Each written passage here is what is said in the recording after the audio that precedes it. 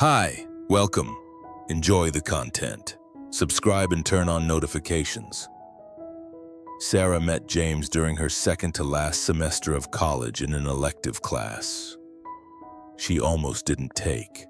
She signed up at the last minute without high hopes, but quickly found herself drawn into the discussions, always sitting in the same row. That's where he showed up, starting a conversation about the group project, then about an article, then about the cafe near campus. It wasn't long before their contact became routine. He'd text her between classes, offer help with assignments, remind her of deadlines she'd forgotten. Before long, they were sharing secrets in the parking lot, splitting dessert at the corner diner, and bumping into each other on purpose in the hallways. The connection grew slowly, without rush, but with an intensity she'd never felt before. After a few months, they started dating. Their relationship had something rare: ease. Everything flowed without tension. James was helpful, but never over the top. He had a sense of humor, but knew when to listen. He showed real interest in what she said, even when the topic seemed trivial. Sarah felt respected in every little way. He remembered important dates without phone reminders, made a point of including her in future plans, and had a natural way of handling everyday tasks, sharing responsibilities without her having to ask. There was a quiet partnership built on small, consistent gestures. When she got sick during finals week, he brought her soup, picked up medicine, turned in her assignments on time, and even organized her files by folder. Not because he had to, because he cared. After graduation, they decided to rent an apartment together. Sarah was nervous at first. Any big change would have made her hesitate, but she was convinced by everything they'd already been through. During the first few months in the new place, every morning felt like a celebration.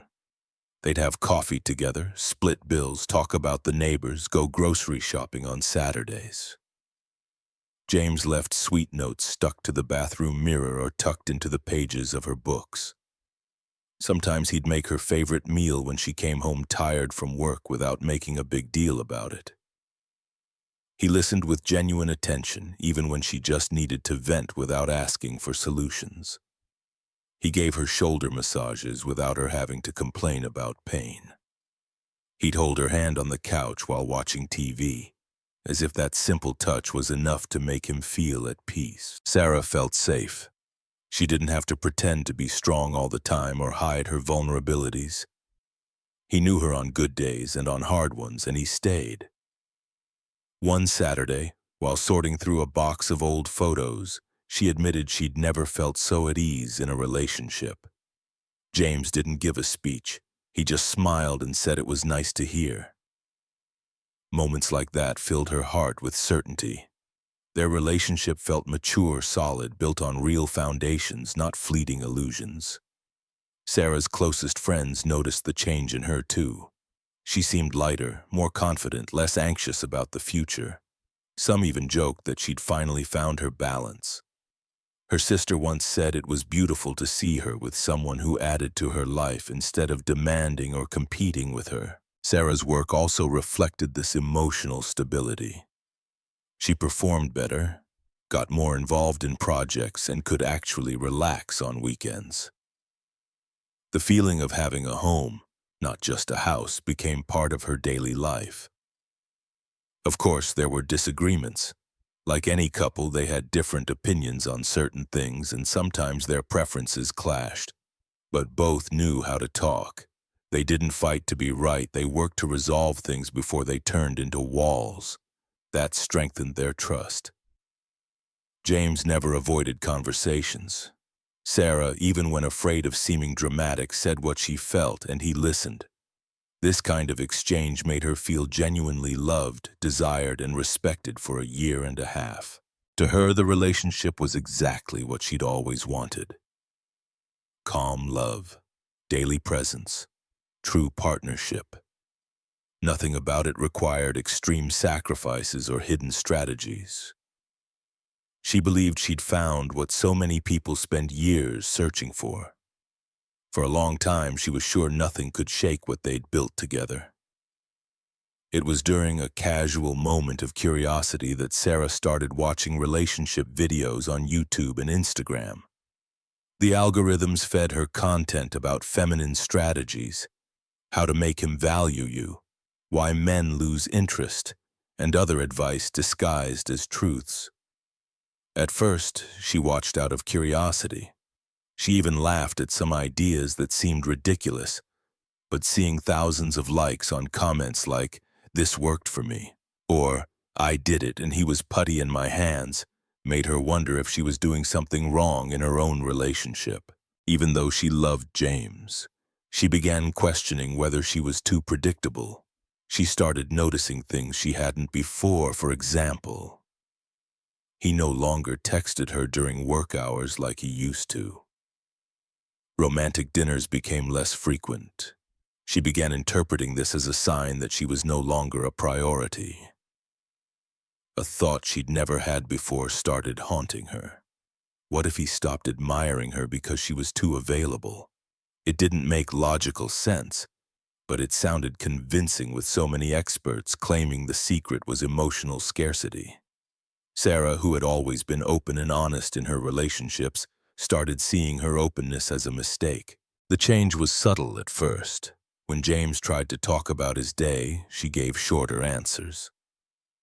She stopped sending spontaneous, affectionate messages, testing whether he'd notice. When he hugged her, she'd pretend to be busy or tired. For a few days, it seemed to work. He started asking if everything was okay, showed some concern, even made her coffee one Sunday morning. Sarah saw this as proof that tactics were working. She got a kind of reinforcement that, instead of warning her about the danger of the path she was on, pushed her to go further.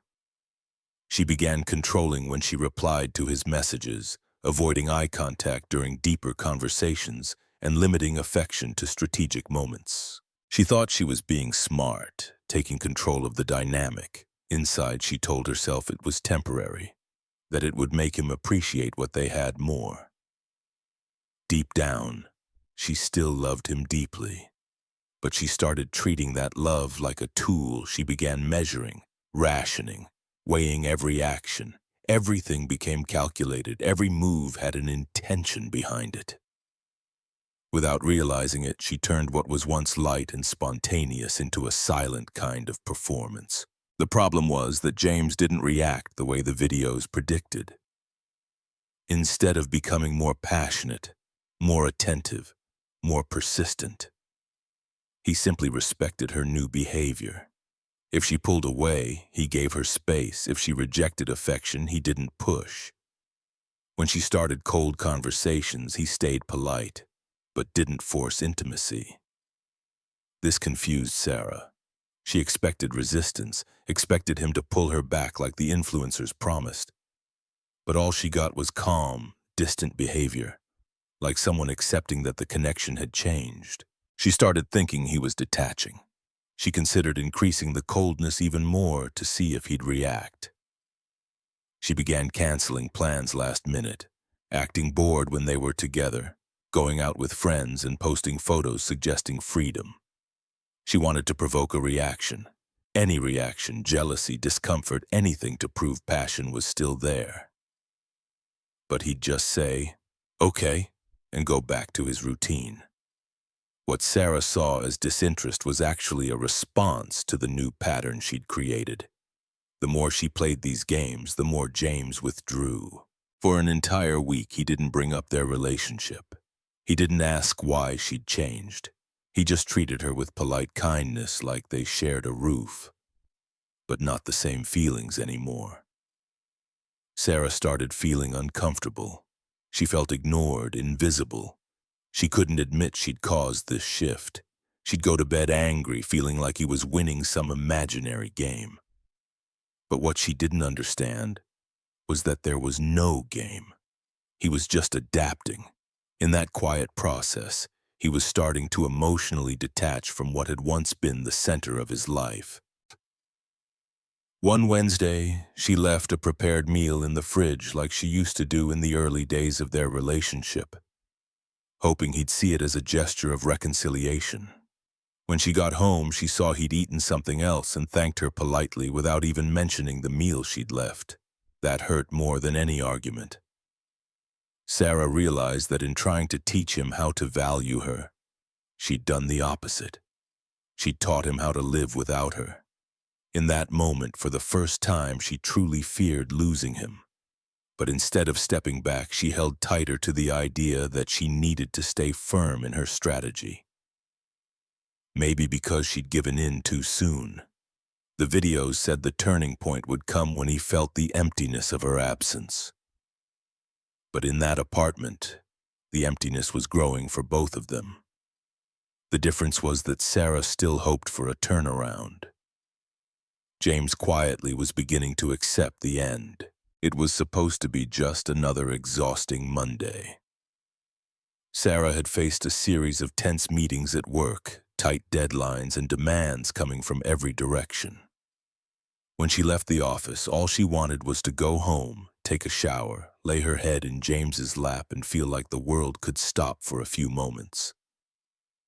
On her way back, she remembered the first months in the apartment when he'd make tea without being asked, when he'd listen to her entire venting before giving his opinion. She missed that, though she still hesitated to admit it. She thought that after so many weeks testing her limits, maybe this was the moment to signal she wanted to reconnect. She arrived home full of hope, as if something inside her was finally ready to give in.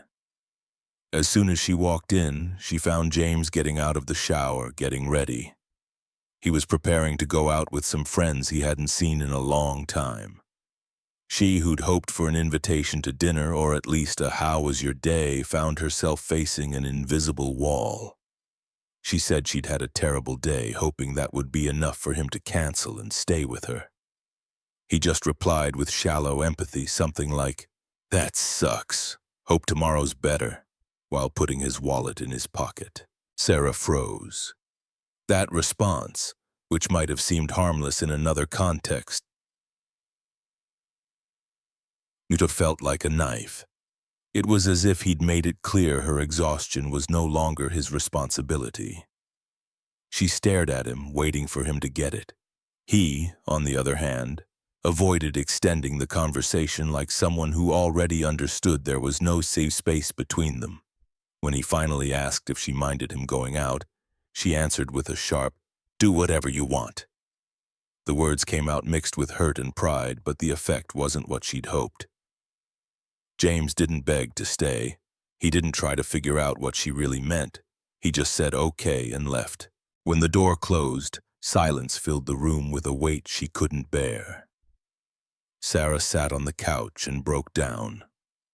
She cried without knowing exactly what hurt more. His absence, missing the version of him that used to exist, or the guilt for helping turn their relationship into something so different from what it once was. For the first time, she felt exhausted from keeping up appearances. She still loved him. The problem was, she'd spent too long trying to hide it. She stayed there for nearly an hour, unsure what to do with the mix of frustration, regret, and fear. She thought about calling, asking him to come back, saying she needed to talk, but something inside told her he wouldn't answer. Not out of anger, out of weariness, out of being tired of guessing intentions. When he came back hours later, she pretended to be asleep in the bedroom. She hoped he'd come lie with her, hoped he'd lie down quietly like before just to show some intimacy still existed. But he grabbed a pillow and went straight to the couch.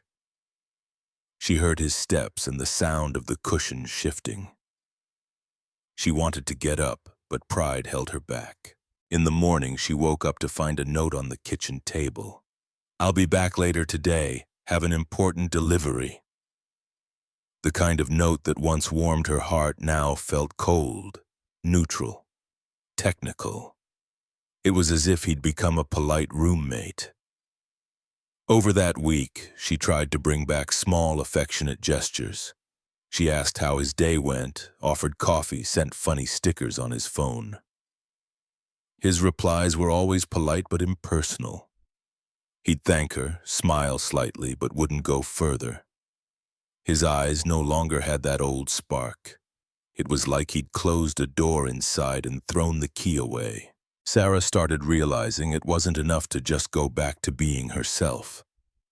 She'd crossed an invisible line. He'd learned to live in a relationship where love wasn't welcome. Now, even if she wanted to fix what she'd broken, it was like trying to erase dried ink with water. One night, she gathered the courage to confront him. She said she missed him, that things were different. He listened in silence with tired eyes. He said he tried to understand, tried to adapt, tried to find reasons for her changes. At first, he thought it was just a phase, but over time, he started believing she didn't want this anymore, that she was pushing everything away, that she'd turned affection into punishment. Sarah tried to explain, said she'd been insecure, thought she needed to reignite his interest. Then he said the words she'd never forget. "I didn't pull away because I stopped loving you. I stepped back out of respect." That sentence broke something inside her because it was true. He hadn't given up. He just responded to what she gave him. Now, no matter how hard she tried, it was too late. She'd taught him that kindness was uncomfortable, that presence was excessive, that affection was something to be managed. He'd learned to survive with less, learned to protect himself from the disappointment of wanting and being rejected. She destroyed, brick by brick, the space where he once felt safe. Even now, seeing everything in ruins, part of her still hoped he'd say, "Let's try again." But he just stood up, took the blanket and went back to the couch. From that moment on, Sarah knew she'd lost something precious. The worst part was, it wasn't because of betrayal, lies, or violence. She lost it by underestimating the value of emotional honesty, by trying to turn real love into a control game, by thinking the other person only values what they're afraid to lose. So without yelling or slammed doors, the relationship that once felt like shelter turned into distance. A cold, quiet, irreversible distance. There were weeks of formal coexistence, sharing the same space with a silence that didn't need noise to be deafening. Sarah lived in a state of waiting. She waited for a gesture showing he was still willing, waited for a phrase, a shift in tone, anything that could open a crack to rebuild. But the days repeated themselves with cruel precision. James followed his routine with mechanical kindness. He was polite but not intimate, courteous but no longer present. The space between them grew without a sound. Even in the face of that widening gap, she still clung to the idea that there was time, that with patience things would return, that maybe he just needed to see effort.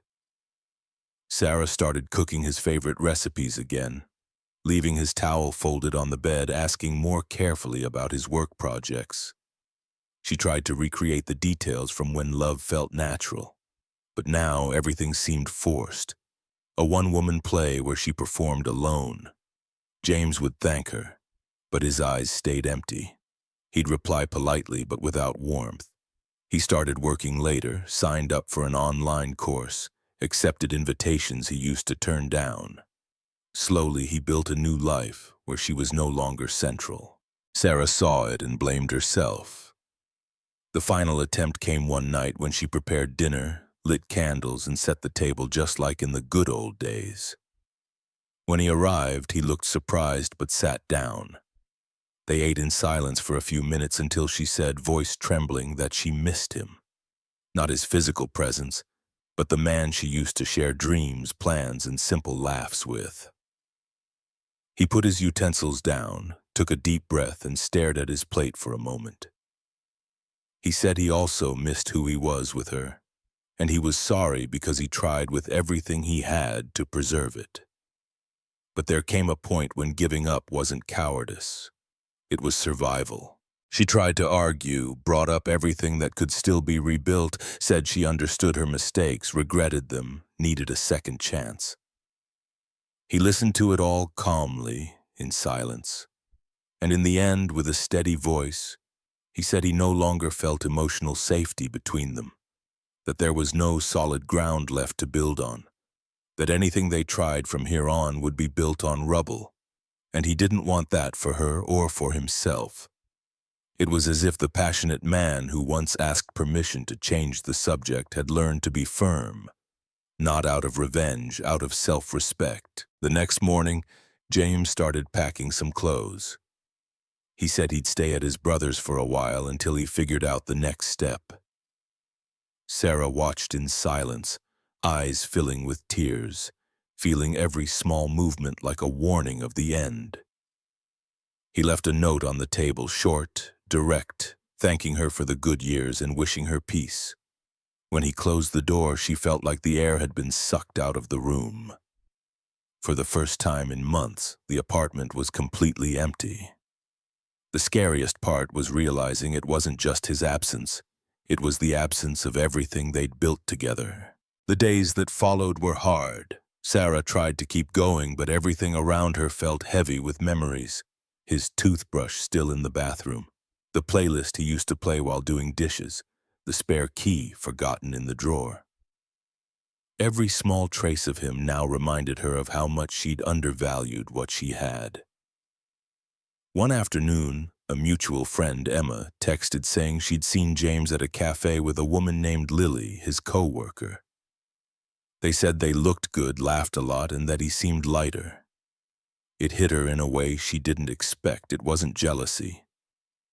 It was the realization that he'd moved on, that someone saw him the way she once did, but without games, without strategies, without manipulation. Sarah cried alone, for the loss, for the regret, for what could have been, for the naivety of thinking love needed to be tested. She realized she'd turned a healthy relationship into an emotional battlefield, all because of insecurity disguised as wisdom, all because she listened to strangers online more than to the heart of the man sleeping beside her. It devastated her. She spent days unable to get out of bed. She wrote letters she never sent, reread old conversations, listened to the voice messages he used to send in better times. It was like she was searching for proof that it had all been real, that the love she'd lived wasn't an illusion. Ironically, the more proof she found, the more painful it was to face what she'd destroyed. As weeks passed, she slowly started rebuilding her life. She returned to therapy, stopped watching the videos she used to consume mindlessly, reconnected with some old friends. She tried, little by little, to build something inside herself that didn't depend on anyone's approval. She eventually understood that the problem was never the depth of love she offered, but her fear of losing it, and that this fear, misdirected, made her try to control the uncontrollable. Loving should have been enough. She learned the hardest way that someone who loves doesn't need to manipulate, ration feelings, or hide behind strategies. She learned that trust, once broken, doesn't always find its way back, and that when someone gets tired of being pushed away, sometimes they learn to enjoy leaving. Looking back, there was no anger, just regret for the time lost, for the affection wasted, for a story that had every chance to last, but was sabotaged from within. James was now just a memory of what once felt like home. Lily, perhaps, was living proof that when someone feels free to love, they bloom. Sarah, alone in front of the mirror, faced the reflection of someone who once had everything, but was taught by strangers to act like she had nothing. There, staring into her own eyes, she understood that her biggest mistake in life was playing games with the heart of someone who only ever wanted to stay. In the heartfelt tale of Sarah and James, we uncover a profound life lesson. True love thrives on authenticity, not manipulation. Sarah's story reminds us that in our quest for security, we often sabotage the very bonds that nurture us. Influenced by fleeting online advice, she rationed her affection, turning a warm partnership into a cold game of control. Yet in doing so, she taught James to live without her, eroding the trust and emotional safety they once shared.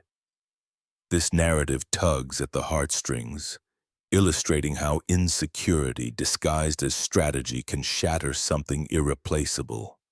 It urges us to cherish open communication, vulnerability, and genuine gestures because love isn't a battlefield. It's a sanctuary built on mutual respect. Regret comes not from grand betrayals, but from undervaluing the everyday magic of honest connection. What lessons have you learned from relationships gone awry?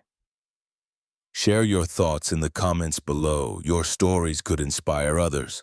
If this moved you, hit that subscribe button and turn on notifications for more emotional insights that hit home. Let's build a community of real hearts together.